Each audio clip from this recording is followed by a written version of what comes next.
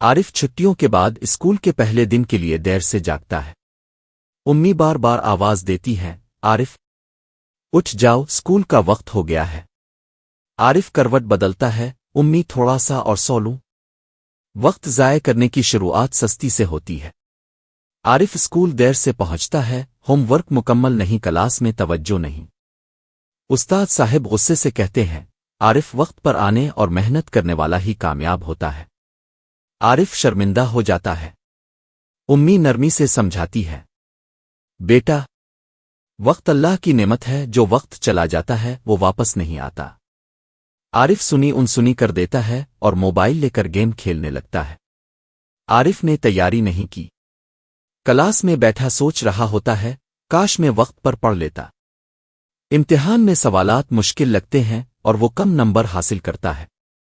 سب بچوں کو انعام ملتا ہے، حارث کو ٹاپ پوزیشن۔ عارف کے چہرے پر شرمندگی اور پچھتاوا ہوتا ہے۔ نانا ابو آتے ہیں، وہ زندگی کے تجربات سے بتاتے ہیں، عارف بیٹا وقت کبھی کسی کا انتظار نہیں کرتا۔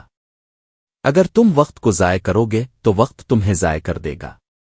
عارف فیصلہ کرتا ہے کہ وہ آئندہ وقت کی قدر کرے گا۔ صبح جلدی اٹھنا، ہوم ورک مکمل کرنا، نماز وقت پر پڑھنا اور کھیل کا وقت الگ رکھنا سیکھتا ہے۔ اس بار عارف محنت کرتا ہے، وقت کی پابندی کرتا ہے اور امتحان میں اچھے نمبر حاصل کرتا ہے۔ استاد صاحب اور امی خوش ہو کر اسے شاباش دیتے ہیں۔ عارف اپنی ڈائری میں لکھتا ہے، وقت کی قدر کرو، وقت تمہیں قابل قدر بنا دے گا۔